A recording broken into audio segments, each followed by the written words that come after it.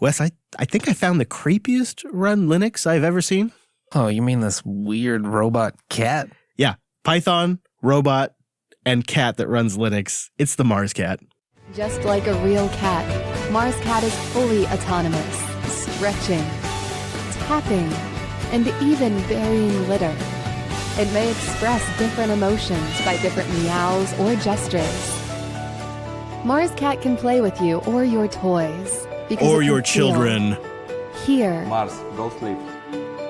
And see. It can interact with objects or people nearby. Even play with real cats. It sounds so great, but if you watch the video, which we'll have linked in the show notes, the thing doesn't move like a cat. No, cats are graceful animals, and this is an awkward robot. It's very awkward. It's very stiff. It's very scary looking, and they want you to treat it like a real cat. It heals with purr sounds. Every Mars cat is unique. From its eyes, body to personality, you can pet it and shape its characters in your own way. Dress it up. Make it more adorable. Mars Cat is open-sourced and programmable. With powerful quad-core Raspberry Pi, you can create your own applications. Mars Cat is also an ideal choice for education, research, and commercial purpose. Or other things. This thing is, like they said, powered by Raspberry Pi, uses Python. It has a series of APIs available to control the camera, the microphone. It has touch sensors, 16 servos, which it needs about 30 more. And it's a platform for a bionic cat, for the first home robot. The weird thing is, and this is in the video, when they take this thing apart to see the insides, it's as creepy as if they were taking apart a real cat. Yeah, I mean, I like a lot of these ideas. I love that it's open source, but you have to be able to actually be around the thing. And I also wonder, it is powered by a USB-C, but where do you plug it in?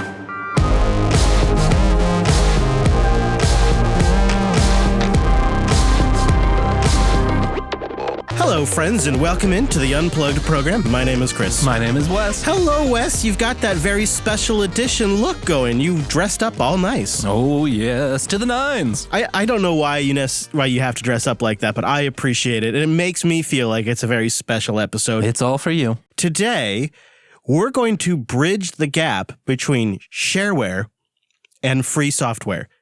Those of us who have been around for a piece remember a time when you bought software in bags on walls. And it was the full version of the program, but it often came with certain limitations. How did we get from that to open source and free software ruling the world? We're going to talk about that today, as well as some news, some discussions, and of course, we've got Alex and Cheesy here. Hello, gentlemen. Hello. Hello, hello. And as always, we have our virtual lug, a fantastic showing. Hello, Mumble Room. Time-appropriate greetings. Hello, hello. Happy Linux Tuesday! Hello. Hola. Happy Linux Tuesday. Thank you all for making it here. We have a lot. I think we're going to have a really fun discussion, a lot to get into today. So let's start with some good news. Not robot cat news, but good news for Kubuntu users who might be interested in a laptop that comes pre-bundled with what they're calling Kubuntu Focus. Michael Liable over at Phoronix had a chance to give it a look, and he says, I've been testing it out for several weeks. So he got it like under an embargo. Oh, look at him go. An old NDA skis, as they say in the biz. This is the first generation of the Kubuntu Focus laptop. You ready for the hardware specs, Wes? Please. You got any guesses? Well, I'm guessing I'll probably be a little disappointed. I thought it was, when I first heard the initial rumors, I thought it was going to be an ARM box. Right? Like, Yeah, something small and minimal. This sucker has an Intel Core i7-9750 processor, an NVIDIA GeForce RTX 2060. Wait, what? It's got a 16.1-inch 1080p screen that runs at 144 hertz. It's IPS, too. It's got a terabyte Samsung Evo drive in it. And then all the other kind of niceties that a Clevo laptop of this size has, which have been getting pretty competitive. Do I also see it's got 32 gigs of RAM? That's right. Wow. Okay, Yeah. I'm interested. Yeah.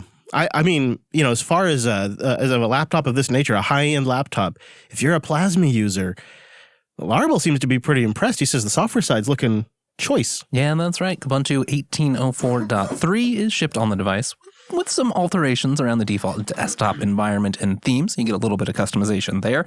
including the dark theme by default. Chris, you'll like that. Well, now I'm sold. You have that NVIDIA GPU too, so Google Chrome is included and already tweaked with all the GPU options for maximum acceleration.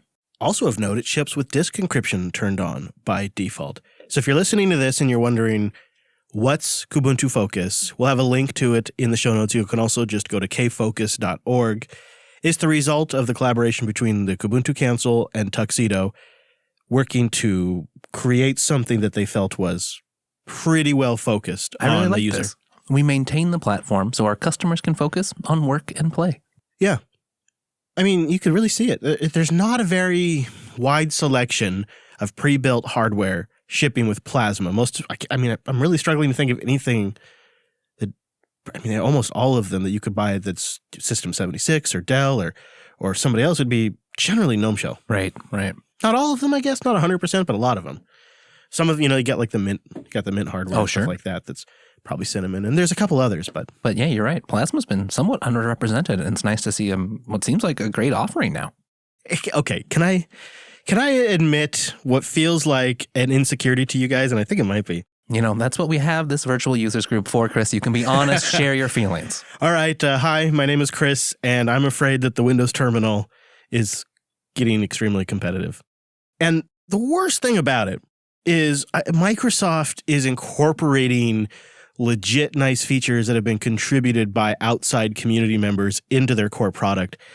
So it's like they freaking get it too. And that's really the most frustrating. They're using open source to compete against us. Oh!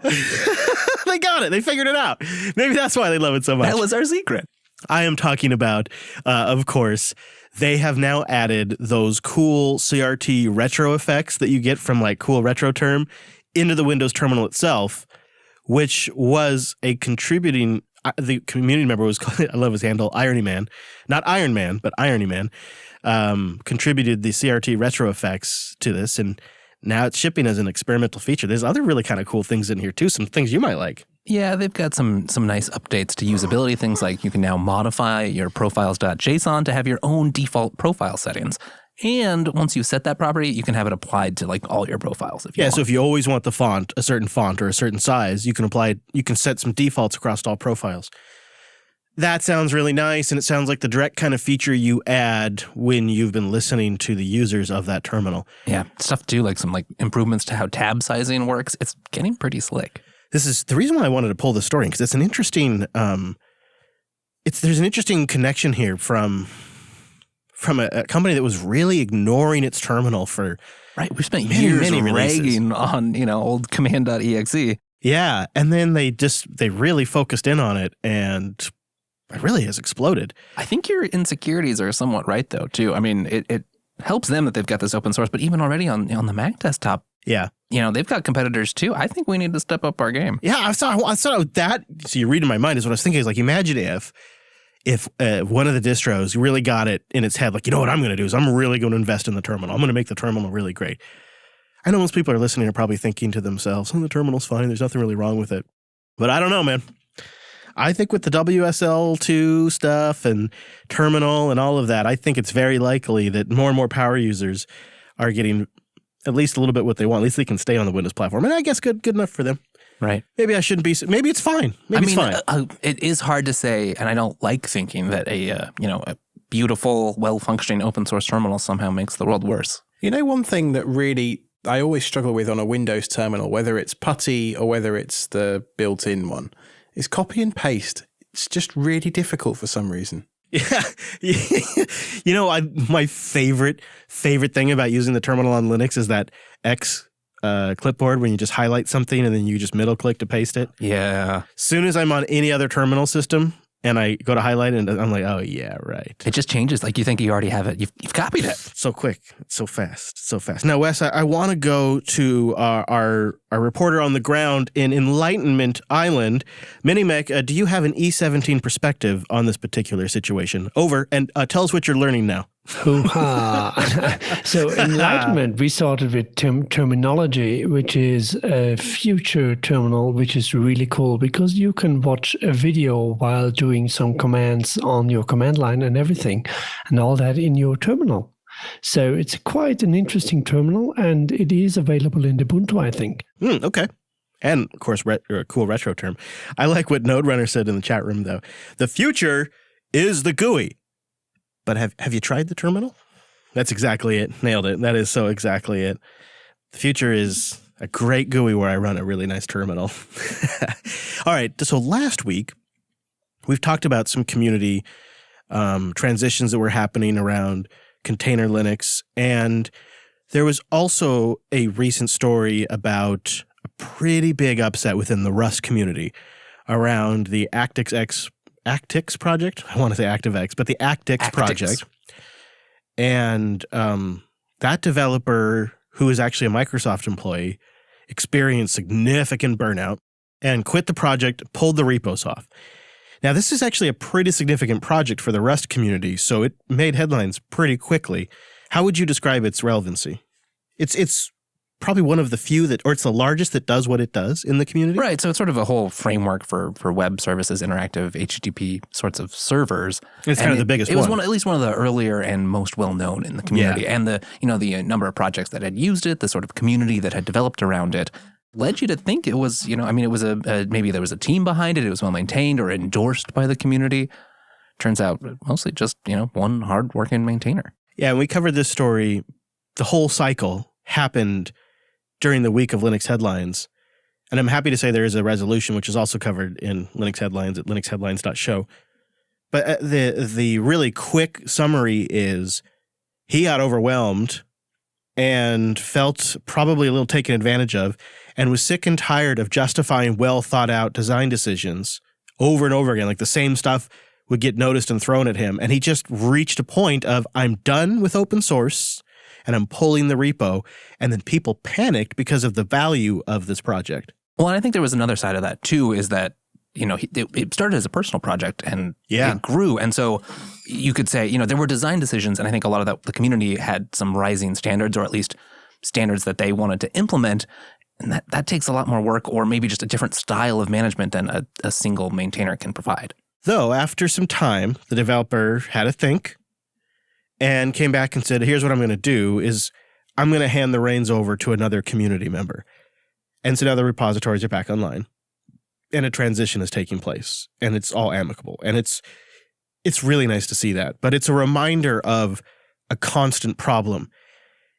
And I really feel for these developers because they start something in some cases that they don't plan to monetize, or they don't plan to turn it into a business or a foundation. It's really scratching their own itch. Scratching an itch, trying to learn or just help the community. And in this case, this individual just nailed the timing because interest in Rust was growing and there was interest in having these types of services. And so it just took off like wildfire and he ended up running a fairly large project. Pretty common story. And it's something that we have a hard time fully appreciating because we don't do the work.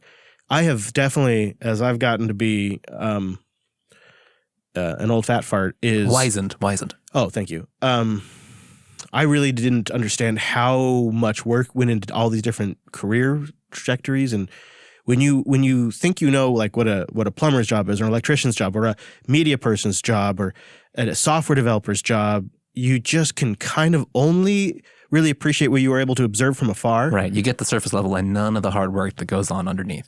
And there was a blog post by Drew DeVault that it was like, I wrote this, only it could be all about content creation, and he's talking about software. And so I think this is a universal human problem.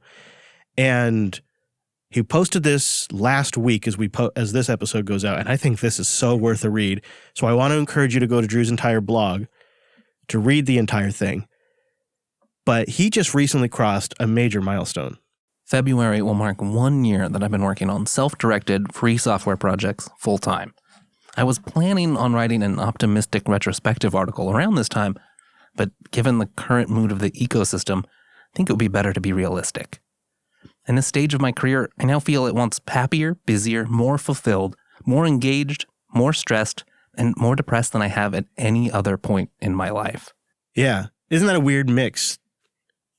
And it's absolutely right. Can I really... It's the hobby turned profession. Yep. There's a lot of emotions there. Mm-hmm. I mean, he speaks to that more. I also have mixed feelings about how busy I am. Every day I wake up to 100 new emails, delete half of them, and spend 3 to 4 hours working on the rest. Patches, questions, support inquiries, monitoring, and reports. It's endless.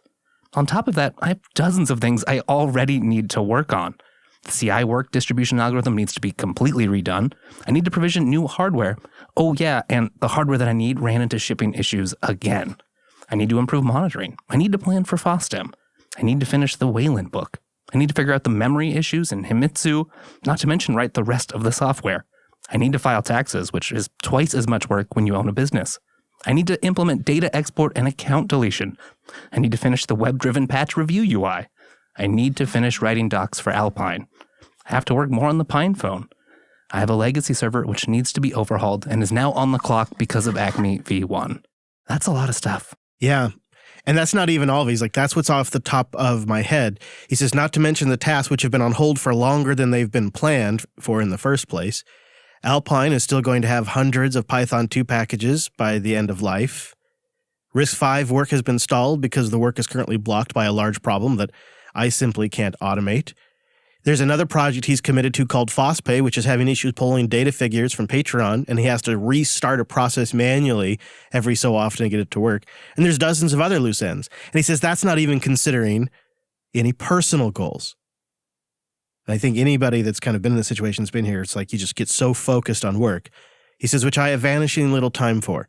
I get zero exercise, and though my diet is mostly reasonable, the majority of it is delivery. Right. Unless I get the odd 2 hours to visit the grocery store. That is, unless I want to spend those 2 hours with my friends, or in my case, family and wife, which means it's back to delivery. My dating life is almost non-existent. I want to spend more time studying Japanese, but it's either that or keeping up with my leisure reading. Lofty goals of also studying Chinese or Arabic are but dust in the wind. And to make matters worse, I'm addicted to caffeine again. There have been healthy ways and unhealthy ways of dealing with the occasional feelings of being overwhelmed by all of this. The healthier ways have included taking walks, reading my books, and spending a few minutes with my cat, doing chores, and calling my family to catch up. Less healthy ways have included walking to the corner store to buy unhealthy comfort foods, oh yeah, consuming alcohol or marijuana too much or too often, getting in stupid internet arguments, being mean to my friends and colleagues, and Googling myself to read negative comments. Ooh, yeah. He says, I've been trying to do that my entire life, trying to get all of this balanced. Writing code for someone else has always been a huge drain on my emotional well-being. That's why I worked on my side projects in the first place, to have an outlet through which I could work on self-directed projects without making compromise for some arbitrary deadline. I recently had that realization that I should do a personal side podcast just so I have a pure creative outlet, so I can stick to what works here, like the topics, and do, if I want to talk about RVs or whatever it might be, I need to have an outlet for that, but I don't need to put it into a Linux show Or shoehorn it in. So, and you know, the idea of taking as long as I want to make content, because I've been doing weekly content for so long, I could really kind of connect with this. He says, when I'm in the zone writing lots of code for a project I'm interested in, knowing it's going to have a meaningful impact on my users, knowing that it's being written under my terms, is the most rewarding work I've ever done. This isn't a retrospective I wanted to write, but it's nice to drop the veneer for a few minutes and share an honest take on what it's like. This year has been nothing like what I expected it to be. It's both terrible and wonderful, and very busy. I have a bit of advice for Drew via podcast here. Just for a moment, the rest of you can skip ahead. But my advice directly to Drew is, and to be clear, this isn't our Drew. This is software developer Drew. Our Drew DeVore is not. This is Drew DeVault, which now realizing sounds a lot like Drew from. Drew's also very busy, so I'm sure he sympathizes with this too. This is not our Drew. This is software developer Drew, full-time software developer Drew. Sway maintainer and many other cool projects. Yes, we've talked about him before on the show, so I kind of went in with a little bit of assumption. But my advice to him, and really anybody who finds themselves in these positions actually, is try not to get in the, oh my God, I'm so busy mentality, because it's a way of thinking, and it's a way to immediately say, no, I can't do that, I'm too busy. I can't do that, I'm too busy. Nah, what's the point of running out for 15 minutes? I'm too busy. And it's a cycle you can get in that amplifies your feelings about not being appreciated for the software you're creating or people not understanding your rationale, like those all get amplified by this I'm too busy to deal with this crap mentality. And you've got to break it. And you've got to just say, right now is quite busy, but there will be time. And you have to just shift your mentality and try to say yes to a few things. And I know that sounds hard when you're really busy, but it is a tricky mindset you can get locked into, and it's very counterproductive.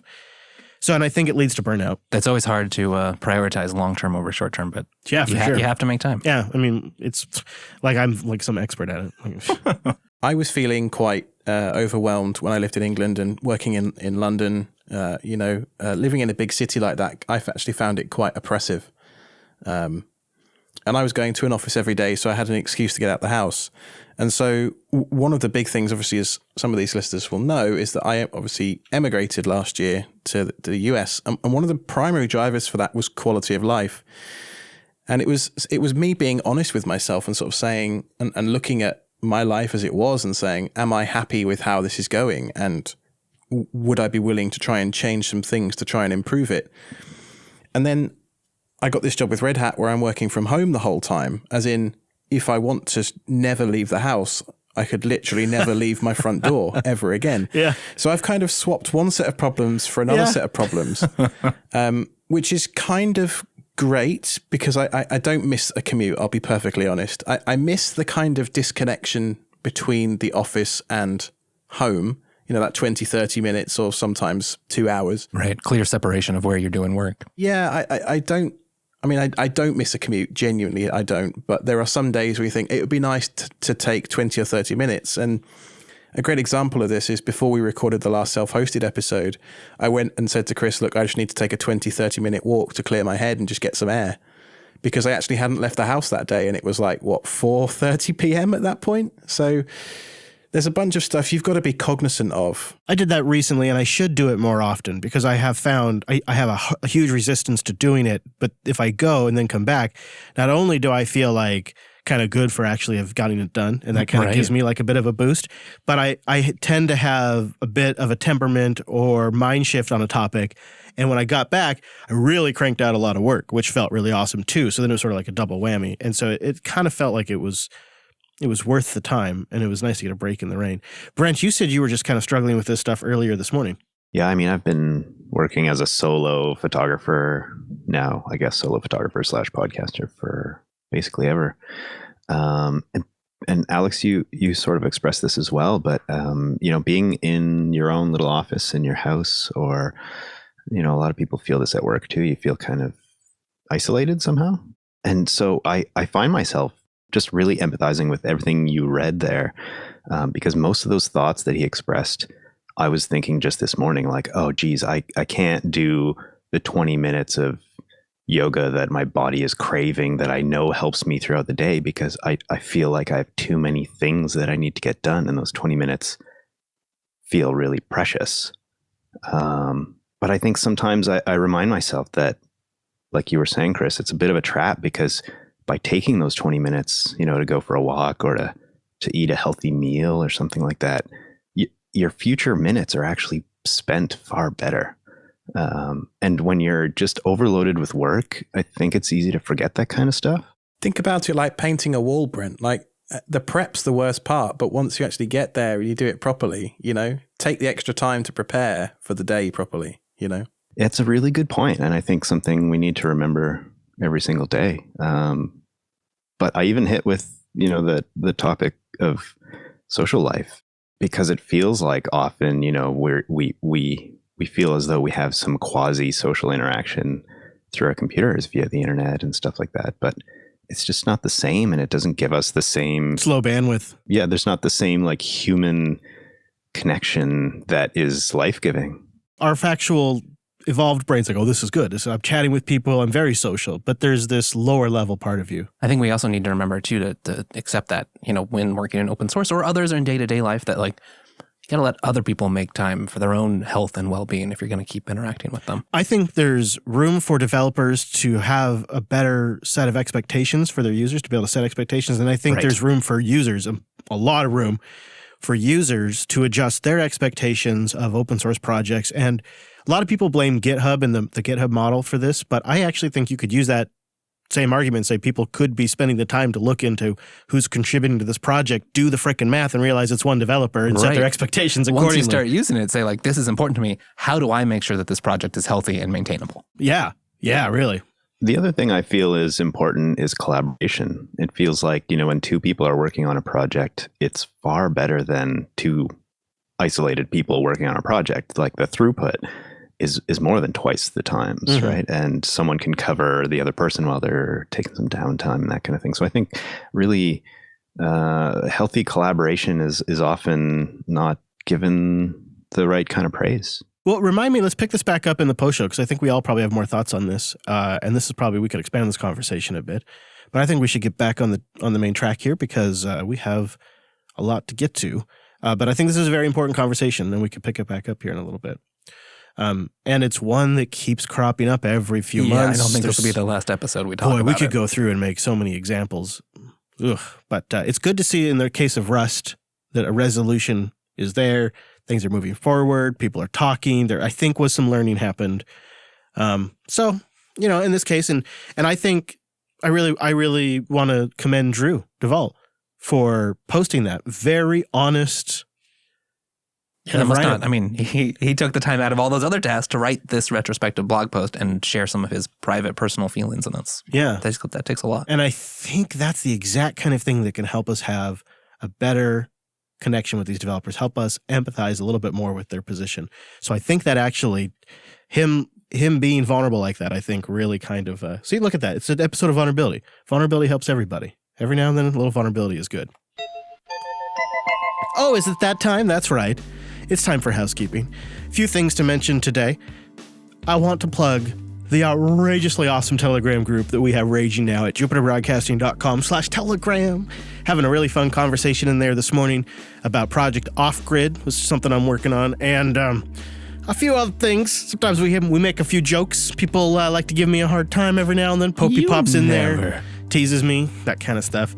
So that's at jupiterbroadcasting.com/Telegram. A lot of the crew hangs in there. So, we're hanging. Yeah, come chat with chilling. us. It's like the JB water cooler, only instead of a water cooler, it's like a town water tower. Because it's really kind of the population of like a small town, like a small all Eastern crammed Russia. in there. Yeah. And they've got a lot to say. And then we just got, Sprinkle a little Linux on top. a few bots to keep the order. And it's all good. So that's at jupiterbroadcasting.com/Telegram. Do we have anything else for the housekeeping? Go check out self-hosted.show, where I give a major Project Off-Grid update, probably in the next episode by the time this is coming out. I don't know. Time math is hard because we're recording ahead. So I don't know how it works. Time is just a construct, man. Yeah. I'm not going to get held down by it. New media. Right? All right. So how did we get to free software from shareware? Those of us that remember the term shareware remember an era of software that you would download and maybe use it for a certain amount of time, and then you get a pop-up, or maybe you could do certain kinds of functions. There's a lot of different types of shareware. Crippleware, trialware, donationware, nagware. What's funny is this is a topic that is literally about as old as I am.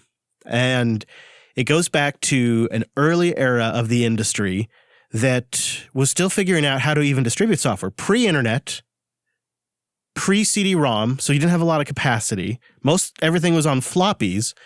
And then BBSs came along, and then stores started to come along. So we thought it'd be great to go back in time. I think it was somewhere back in 1988-ish.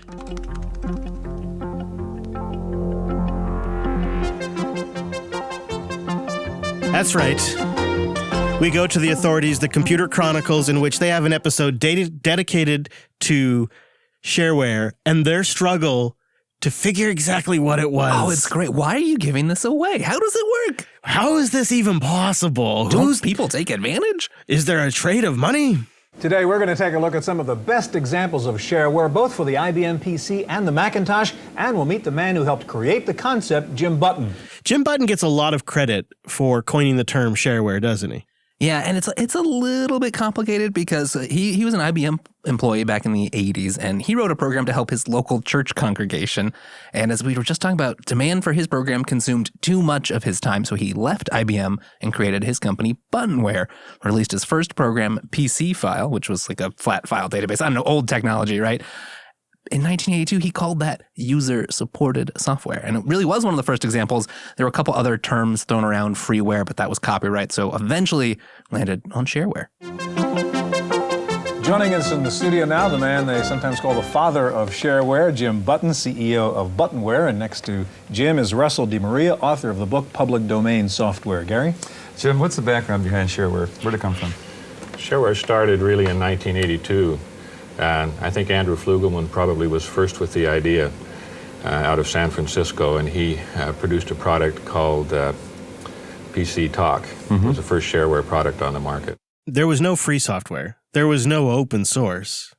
There was really not even an agreed upon way to distribute the software. No, and most of the software you're going to get at this time, well, it all came from big commercial software houses with expensive price tags because it was business users. This was very expensive. At the dawn of, personal computing. And the software originally with shareware was very generous. Some of it was run for as long as you want. There's a few examples of that still. WinRAR right. comes from that era. But people, just like some now, struggle to understand free software. Back then, struggled to understand the concept of shareware. And Button says, well, think of it really as just a marketing term. Shareware is a distribution method, and is primarily a way of distributing full function demo disks. Users are invited to share the full function disks with all of their friends and to use them in the comforts of their home. Money changes hands when the user decides that he really likes the program, wants to put it into productive use, and develop a relationship with the author, which would include technical support, printed manual, and things like that. And what are the typical prices for a package? Shareware prices go all the way from $15 to $20 up to, there's one product on the market that's $100. Mm-hmm. Doesn't that sound familiar? Hey, use it if you want. If you like it, help out. Yeah. And you never really saw shareware as a concept really take off on the Linux desktop. Crossover, I guess you could technically say, does it. They let you try it for 30 days or something like that. Right. And there's a few, helpful but proprietary applications or source not available that are floating out, but they're definitely the exception. Yeah. When shareware was really getting going, there was all these different schemes, like we mentioned here at the top, all these different ways of doing things. And the more successful the app was, the more riskier shareware model they could take. But what about, you were telling us about the decompression and the compression software, about how depending on what you're going to do with it, you have a different price. Yeah, Stuff It in particular, Ray Lau, who wrote the program, has a very nice scheme. If you're just using it to decompress files that you're getting from some online service or elsewhere, it's free, and there is no donation requested. If you're using it to archive files, to upload, then he requests $18. Mm-hmm. This doesn't actually even seem that far from the free core model. No, right? It's a natural analog. Hey, here's some basic features. If you want more, well, we want you to help us maintain and make this sustainable. Yeah. I kind of became aware of the shareware industry when it was sort of in the CD-ROM era, when it went big time. The CD-ROM revolution meant that you could pack and ship hundreds of shareware applications on a single CD-ROM. And the way it could be sold was the entire application's on this disk. Look at all these great applications. Everything you would ever need is on this CD-ROM. And the companies that nailed that, and you would have like the really sweet shareware companies would have books that you would order, like magazines, and you could go through that, and the magazine might come with a CD-ROM. And I'm not talking like a thin magazine. I'm talking like a Sears catalog magazine. Put on some music, kick back, yeah. Look at all the options. Yeah, it was. And there was, of course, there was BBSs that were dedicated to this. And of course, there was Juarez sites that were dedicated to trading a lot of the keys to unlock or crack the shareware. Right. Which is still kind of a thing in the Windows world. And so when I came along, it was kind of during this part where the internet hadn't really become a thing yet, but that really changed the game too, especially dial-up. My dad and I used to, have like a collection of shareware apps that we loved, that whenever we could, we'd buy like the family edition and we'd share that, because that became a thing for a while too. Get a family license for this.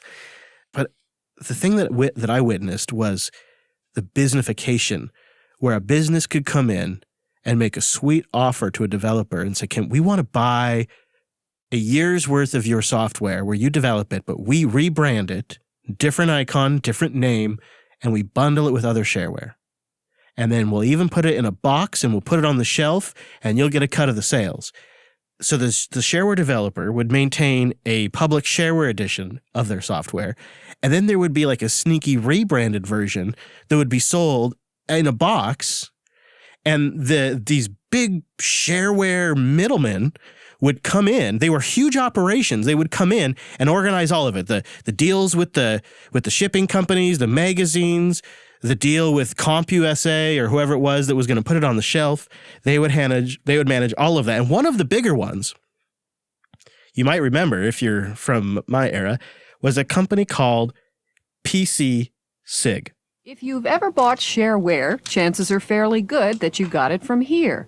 This is pc-sig, the world's largest shareware distributor with a library of over 25,000 programs and sales of some 1,000 disks each day. Well, shareware is the alternative to the high-price commercial spread.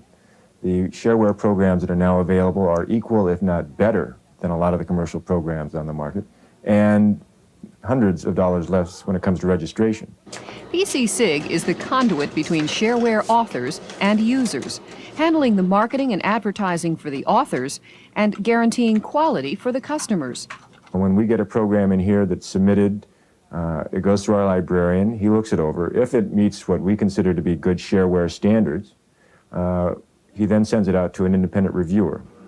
Then it's reviewed again before it's placed in the catalog. Everything sold here is also supported by full-time staffers. Technical support. pc-sig's success has allowed it to branch out into some new areas.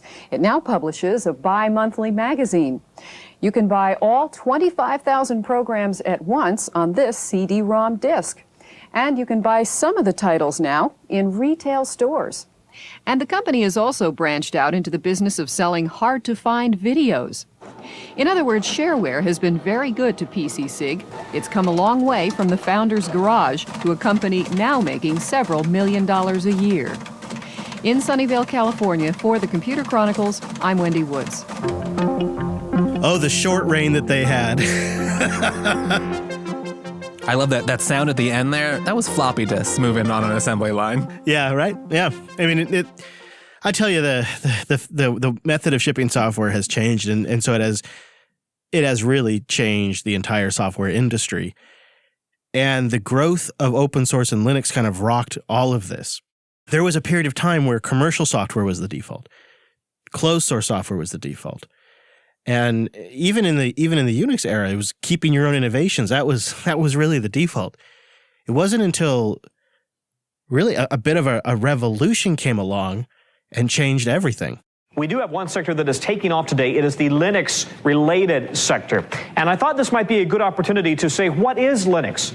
And I'll answer this question for you. Many of you probably already know, but there are 12 million users out there. A computer operating system developed by hundreds of programmers collaborating on the internet. A challenge to Microsoft Windows NT. Very popular for its speed. And so this is what the craze is about. The internet combined with the free software movement and Linux, and then the explosion of the web in the late 90s was all perfectly timed to fundamentally shift value of software and the entire software industry. And during this transition, shareware as a normal concept of software distribution sort of became an ancient idea that very few things. Right. It's interesting when you think too, how you interact with it. Shareware, the focus is on, delivery of the application as its runtime, a running executable because it's filling some business need. But as computers came more and more into our lives, the need to have that freedom and to be able to modify and control things, that becomes a lot more important. Yeah. And the shift again to hosted services versus selling directly to consumers. There's more value now in building something that runs on a back end than, in most cases, than building something that consumers use directly in terms of software. Not in all cases, but it's been a big shift.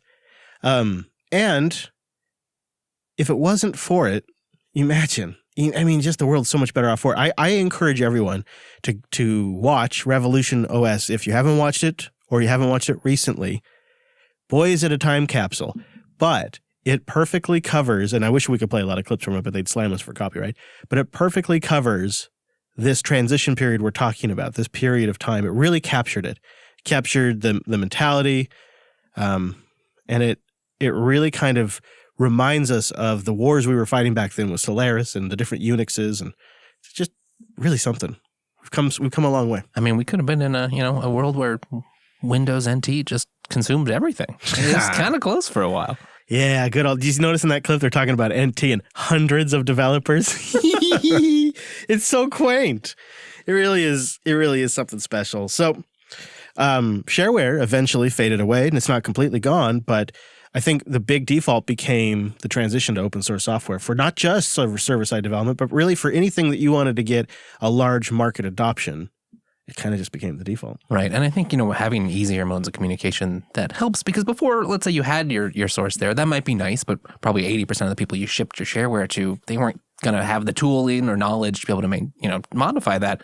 But now anyone who's interested has easy ways to participate in a code base that's open. So much has shifted because of the way we can distribute software over the internet and then interact directly with the people that are distributing that software, and then build wikis and forums around that to help people get it set up. And it's just such a huge shift from when you were getting it in a disk in a bag in a little shop somewhere, or buying it from a developer and downloading it over your modem using GetRight, which was also shareware. Best downloader I had back in the day was GetRight. And classic shareware games like Doom, like that was how Doom monetized. You could get the first few levels. It was like in-app purchases now. Oh my God, what's old is new. Holy crap. I don't know if you remember this. You can actually, we'll have a link in the show notes. There's a version on archive.org in DOSBox. It's the shareware version of Doom. And so like the first bit of Doom, first level or 10 levels, I can't remember, was free. And then if you wanted to play all of the other levels, you had to pay for the shareware.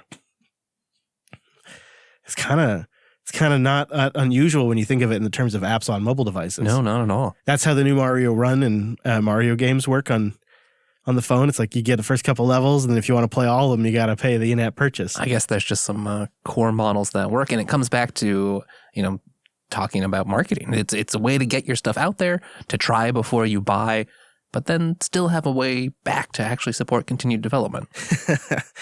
Oh, Wes. I love running those old clips. It's very nostalgic. Computer Chronicles was great. Well, but I think, do we have a link to that full video? We should. Yeah. We should put a full link in the show notes to that. All right. Well, why don't we get to our picks before we get out of here in this special edition? Yeah, because turns out, we do live in the current day. We have access to tons of great open source software, and this is the part of the show where we tell you about it. 2 picks, guys? Pick overload. Well, that's why it's picks and not pick. This is, okay. All right. Okay. Well, this first one's pretty great, especially for those of us who think the terminal's the future. # terminal future. Well, that sounds bad. That doesn't sound good. So this first one's called Broot, Broot. I was going to try to make Wes say it, but he didn't speak up, so then I had to say it. And it gives you an overview of a directory, even a big one, in a really nice, concise, readable way. Right. Think of it as a combination of maybe something like if you used NCDo to manage and clean up files, which shows you like an interactive curses-based application to drill down and get disk sizes. I do. Do you NCDo? Oh, yeah, of course. Yeah. And if you've maybe used the tree command and prints you a little tree of the directory structure, Broot's something of a combination of those, but it's a very interactive environment. So you can sort of drill down. It stores past locations. It's like the tree file viewer manager for your terminal you never knew you wanted. Huh. I'm sorry. I'm just distracted by your special edition outfit that you wore today. It's just... Isn't it nice? Yeah, I mean, it's nice, except for the sequences are a little bit much because we have the lights on, so that's a bit much, but... Yeah, but did you even know they made this color? No, I did not. I don't even know how you found that. All right, well, we have another pick here. This one is, again, # terminal future. Oh, that's not good. And I don't know how we say this one. How come I'm always the dumbass that has to read the names? I think it's Tizonia. I was going to say that, or Tizona. Or Tizonia? No, Tizonia, yeah. It's a cloud music streamer for your terminal. So if you got your Spotify's or your Google Play Musics or your SoundClouds or your YouTubes, maybe you got a Plex, maybe you want to Chromecast this business. I do. Well, Who wants to do it in a GUI when you can do it in the terminal, right? Cheese, boom, cheesify it. Absolutely. That's what we're going to call when you put stuff in the terminal. We're just cheesifying it. Cheesifying it? I like it. I'll go with that term. When you can take something and do it in the terminal, that's putting a slice of cheese on it. That's what we're doing. Putting a slice of cheese on your music app. Oh, looks like they've got Docker, Snap packages, Ubuntu packages, even one for Raspbian. Well, it says right here on the website, too, that it's the most powerful cloud music player. So power's good, right? I mean, you're welcome, everybody. What else do you need to know? It's the most powerful. And apparently it's the first implementation of OpenMax IL 1.2, which I don't know what that is, but it's the first implementation of it. So it's a standard for integration of multimedia components into media frameworks to simplify development of audio, video encoders, and decoders. Dutchies. Yeah, from the Kronos Group. Everybody knows that. God.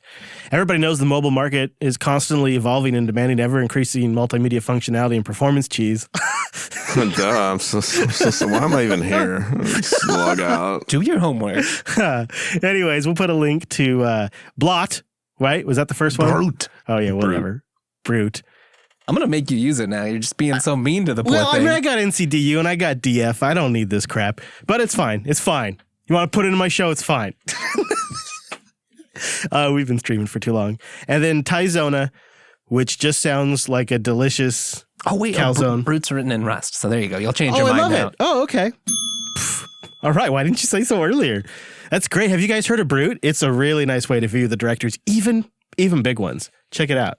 We'll have a link in the show notes at linuxunplugged.com/328. Over there at linuxunplugged.com/subscribe is where you can get 338. You know what? No, we're changing this number now. We're starting over.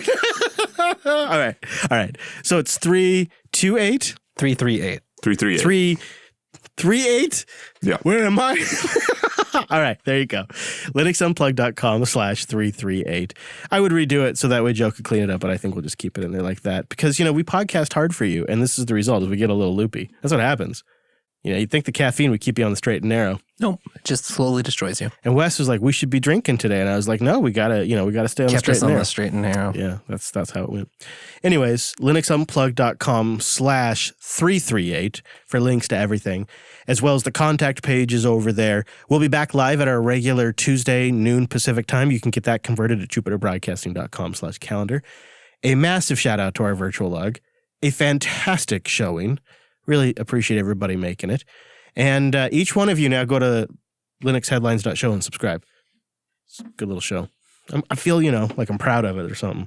It's a good show. Like when you're a parent of like a kid or a pet and you watch them learn something, you get proud of them, like the first time you taught your dog to piss outside and you're like, I'm so proud of that dog. That's how I feel about headlines. It's also just super handy because sometimes you don't have time to keep up on the news. Yeah, and who wants your podcast to piss in the house? So, wow. This has been Linux Unplugged, the podcast that won't piss in your house. And headlines won't either. It's really well trained. It's been domesticated, and I really like it. So check it out at linuxheadlines.show. Go get more Alex and I at selfhosted.show. And I got one more for you. A little bit different though. Different TLD. So brace yourself. TechSnap.systems. What? Yeah, didn't even know .systems was a thing. Turns out it is. There's so many great things. Turns out .horse is a thing. .audio is a thing. Who knew? Oh, I guess I did. JupiterBroadcasting.com/calendar for the times in the local zone because we would like you to join us next week, and we'll see you right back here next Tuesday.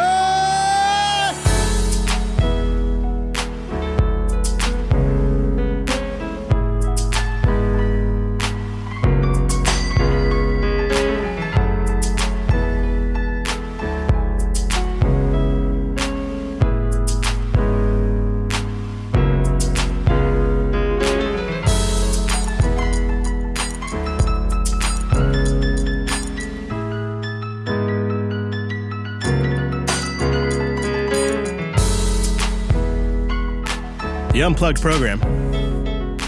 Love that song. I'm a big fan now of the longer outros, but the tighter intros. Yeah. Bring it nice and short. Over the years, you can chart the length of the Unplugged intro. It's just gotten shorter and shorter and shorter. Well, you want the intro because you're excited about the content, right? If you're listening to the podcast. But the outro, the long outro gives you time to pick what you're going to listen to next. Well, when we were new at podcasting, we told ourselves, well, we got to set the tone. We got to set the mood. So we got to have a nice long intro that really sets the mood for my great podcast. And, you know, you see this on YouTube now. Like, so many, like, YouTubers have these really long intros. Oh, yeah. I hate 'em. With fancy graphics. Hey, Chris, let's get to it. Don't you love it when they say that? Let's get right to it after like an 8-minute intro. Yeah. So let's get right to it. Yeah. But podcasts do this too. But then what happens is if you're a listener and you've heard that podcast 100 times, think about how much of your life is spent just listening to that same intro music, which is coming in a compressed MP3 likely or a compressed YouTube video. But I love it. Like, one of the transformational experiences of my year last year was sat in the studio with you listening to the intro of LUP, recording LUP. Well, you got to have a little something, I think. You know, you got to have a little something so that way when you hear the song, you're like, oh, that's from the show I like. Right, totally. So you got to have a little something. But I think where you go long is in the outro, where I think the balance is struck really well is in user air. It's got an identifiable boing right in. That's nice. But then it's got that beautiful long outro that I listen to every single time. Right, you don't have to skip it. You just let it fade out. I always have. What was that intro like again? Boing. a little more oing. Boing. There you go. There you go. You nailed it, that one. You nailed it that time. You're trying to get me. All right, we got to pick our title, jbtitles.com. You know, when you guys were talking about the shareware and the freeware and stuff. Yeah. I remember that. Oh, yeah, and I wanted to come back to the other thing, too. When you had mentioned WinRAR. Yeah. You still haven't paid for yours, bud? Oh, man. It was Nagware, right? But the one thing about it that I don't think a lot of people knew is that if you just right-clicked on your file, you could extract it and never get nagged. Oh, I think it was classically famous for that. So I know, so tag me in the mumble room if you had other thoughts on the whole developer burnout topic that we discussed, because I knew a couple other people wanted to jump in on that. I wanted to, because I think what I really appreciated about that blog post that we read was it really made me realize that this isn't a Linux problem or an open source problem. It's a human problem, and you can apply it to software development. You can apply it to basically everything. Anybody who's in a situation where there's a lot of those kind of types of dynamics at play. So, Colonel, I wanted to give you a chance because I saw you had pinged me earlier. Yeah, I've been thinking for a while now about, is there some way that we could maybe the open source community band together and create an organization that would put a framework around bringing in volunteers to deal with the non-development side of maintaining a project. So things like managing the money coming in, creating a foundation if it gets that far for that project, maybe maintaining the servers for like a website or Rocket Chat or something like that. Yeah. Wes and I were actually just brainstorming this yesterday, and I think we both agreed it probably wouldn't work, but the idea is a loose group of volunteers who are kind of like a team that can come in and say, we can help you get these things set up. They don't run it for you necessarily, or maybe they get something immediately resolved for you, but they connect you with the right people to get a foundation established or get a contractor in to help you with the accounting or something like that. It strikes me as it's kind of the other side of the coin. You know, we've often talked about how we have a lot of open source developers, but not always like open source technical PMOs writers or right, exactly, or people who do UI work. Accountants. But no one's managing your backlog for you when you have this open source communications, troubleshooting, tech support. Yeah. And these are all important roles. It kind of makes me want to put it together. You know what I mean? Like, I want to put together a strike team that like comes. But then we started talking about it. We're like, a lot of these developers are pretty proud of doing it their own way. That's the other part, is it's not for work. You're not getting, right? It's your project, and there's a little more ownership and care. And it's kind of like, hey, knock, knock. We noticed you're doing a bad job. Would you like us to help you solve it? I mean, that, you'd have to really be careful on who you approached, how you approached it. You gotta be respectful. Yeah, but maybe if you'd done it long enough, you'd have a reputation where people would come to you. But I kind of was thinking something along the same lines, Colonel. It would be nice. Have a little organization that could pop in and just help manage that. All right, we'll do Drifter first, and then we'll do Pi Crash. So go ahead, Drifter. What were your additional thoughts? Well, I was just thinking, like, it's definitely a developer thing. Being a developer myself, it's a huge issue to get burned out, and it's really hard, especially when you have like the consumer or user who is approaching you and, I got all these things that have to be done. And it, like you were mentioning, it's really difficult. If you're not getting out, you don't get those breaks, you burn out really easy. But I think that it's just a human problem. Sometimes it's really easy, whether that's like via our ticketing system or something like that, it's really easy to forget that there's just people behind it. Like it's a person problem. We forget that it's these people. Sometimes they need a little bit of slack on that. Yeah, I can't tell you how many emails I've gotten where somebody really gives me the third degree about something. Maybe it's generally somebody who's pretty passionate about something, and then I just kind of respond and address a few of their points, and 9 out of 10 times they respond back saying, "Oh, I'm sorry. I forgot you were like a dude that was just talking to another dude, and I was having a bad day." And I mean, I've seen that 1,000 times over the years, because people that are part of a project or somebody that's just on Twitter or a celebrity or podcaster is a bit of an abstraction. And so you're communicating with an abstracted concept of a human. You don't see me here with my belly and my beard and my hair that still looks pretty great. And on all of that, you don't see that, right? You have the concept of Chris and you communicate with that concept. And that's when I was saying earlier in the show that this low bandwidth aspect of communication over the internet really matters to like base levels in our monkey brain.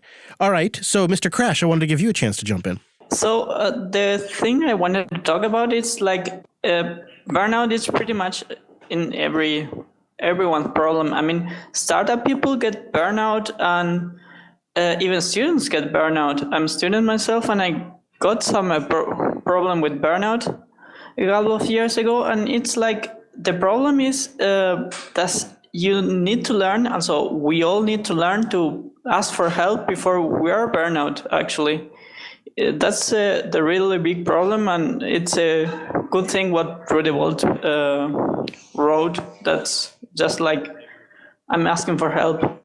Yeah, and just a little understanding, even just to kind of connect with where I'm at. Brent, what do you think? Yeah, this is a huge topic and an important one. And I feel like there's some way that we can allow our experts, those who are coding, they're best at coding, and yet they have 100 other tasks that surround that activity to make it successful. We need some open source, it's really in any area, but if we're talking just open source, we need some people who are really passionate open source accountants who can, come and help 10 developers with that area, so that the developers or podcasters or photographers or whatever their expertise is can focus on what they're actually really good at, and not waste their cycles doing, inefficient and also oftentimes really frustrating work that they just need to get done to allow them to make a living, but aren't jazzed about. Yeah. Oh, there's a lot of that. I think too, conversations like this, which remind us that they're human, and conversations like you have on brunch remind us that these are human. It humanizes these people. And I think that's also pretty helpful. Even if it's only part of the solution, I think it's still good to do, especially in free software and open source. Yeah, I agree, Drifter. This could be a whole topic, couldn't it? I mean, you could have a whole podcast dedicated to this. Yeah, absolutely. I mean, and I think we could all definitely use it too. Just being able to have like an area just to vent, right? Yeah. And that, I mean, I've been bashing on internet communications, but it's at least we have this. And so, I mean, I think you could glass half full it too and say it's not enough, but it's better than absolutely nothing and just being by yourself in a room quiet. It's nice to have this connection. So I think there's some positives to it too. What do you think, Alex? I think recognizing burnout and being honest with yourself and being able to have the courage to say, yes, I'm not enjoying what I'm doing is a real, it's a real scary thing the first time, My personal experience was I was working for Apple on the Genius Bar, and everything about that told me I should love it because I was repairing stuff and I was enjoying it, the technical side, but dealing with customers all the time just wore me down, and admitting to myself that wasn't what got me out of bed in the morning took me a couple of years, honestly.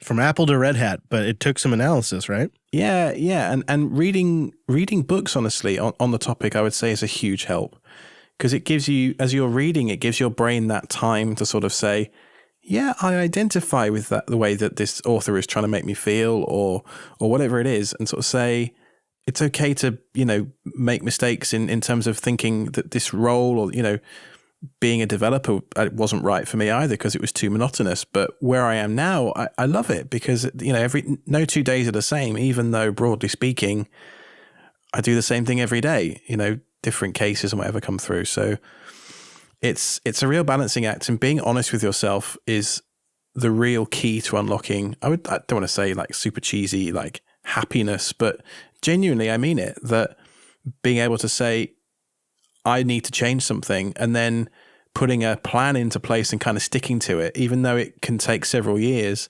is well worth the effort. Yeah, and sometimes having something to work towards and just being able to see measurable improvements out of a situation is really all it takes to change your attitude around, which kind of doubles your net result. Because you're energized, so you're getting more creative, you're working a little bit harder, you've got energy again, so it's not as much of a slog. And it's just simply by having it doesn't even have to be a master plan, but just a few key milestones that you're working towards and you can see progress. And you need to be able to realize that progress to actually get the boost. But if you can pull it off, it can be a trick. And it's not right, once you possible can for start everybody. But building that momentum and sort of that's what it right, is. I just got that done. Okay, it was a tiny piece of it, but I can keep going. Yeah. I'll tell you the other thing as well is it's not necessarily just about huge life-changing stuff like changing job or emigrating, right? It's about incremental change as well, making small tweaks to your morning. Like Brent said earlier, take the 20 minutes and do the yoga, but do it regularly and build that into your routine. Like Node Runner's saying in the IRC, get a standing desk so you can change it up, or go and, if you're working from home, go and work on the couch for 20 minutes or whatever it is, Yeah, I actually did that today. Before the show, I was out in the living room of the studio working from there just to change it up, change up the energy flow a little bit, so that way I get a little more peppy for on air, get myself work going again and get out of the sleepy chair that I've been in since like 7 a.m. And yeah, it actually does work. Just little tricks like that seem silly. That's how I describe it. That seems like a silly thing to do, but sometimes it works, and you just got to find the ones that do for you. If you think this is something we could talk more about, let me know. You can either tweet me at ChrisLES or linuxunplugged.com/contact, because I think, maybe we do an extra on it or something like that. I don't know what that avenue would be. People in the chat room are saying do a special on it because it does apply so much to open source development, but it's broader than that too. I would like to think that Mr. DeVault got something out of even writing that post, simply putting those words down and acknowledging that himself. Yeah.